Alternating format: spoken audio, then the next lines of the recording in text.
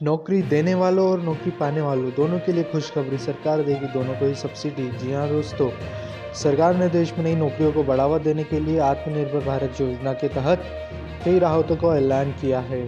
इसका फ़ायदा उन कंपनियों को भी होगा जो नई नौकरियां देती हैं और उन्हें भी जिन्हें नई नौकरियां मिलेगी। जी हाँ दोस्तों, प्रधानमंत्री नरेंद्र मोदी की अध्यक्षता में इस योजना को मंजूरी दी गई है। आत्मनिर्भर भारत पैकेज 3.0 के तहत केंद्र सरकार कंपनियों के नई नौकरियां पैदा करने के लिए प्रोत्साहित करेगी। कैबिनेट की बैठक के बाद श्रम मंत्री संतोष गंगवार ने बताया कि इस योजना के तहत सरकार 1 अक्टूबर 2020 से लेकर 30 जून 2021 तक नई नौकरियों पर 2 साल तक सब्सिडी देगी।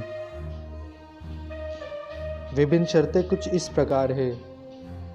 प्रथम, जिन कंपनियों में कर्मचारियों की संख्या 1000 तक है उन कंपनियों में नए कर्मचारियों का पूरा 24% ईपीएफ योगदान केंद्र सरकार करेगी, यानी 12% कर्मचारियों का और 12% कंपनी का योगदान सरकार की तरफ से 2 साल तक दिया जाएगा।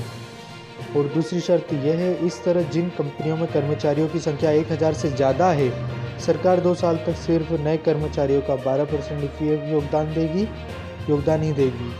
कंपनियों को 12% योगदान खुद देना होगा। तीसरी शर्त यह है, ऐसे कर्मचारियों जिनकी मासिक सैलरी 15,000 रुपये से कम है और वो ऐसी कंपनी में काम करते हैं जो 1 अक्टूबर 2020 से पहले तक ईपीएफओ में रजिस्टर्ड नहीं है और जिनके पास यूएएन नंबर या ईपीएफ मेंबर अकाउंट तक नहीं है, वो इस योजना का लाभ उठा सकते हैं।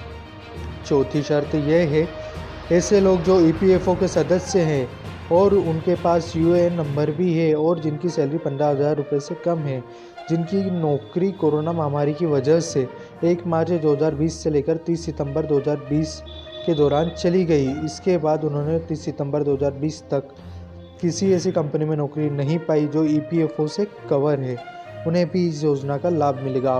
पांचवी और अंतिम शर्त यह है, इस स्कीम के तहत 50 कर्मचारी वाली कंपनी को कम से कम 2 नौकरी देनी होगी।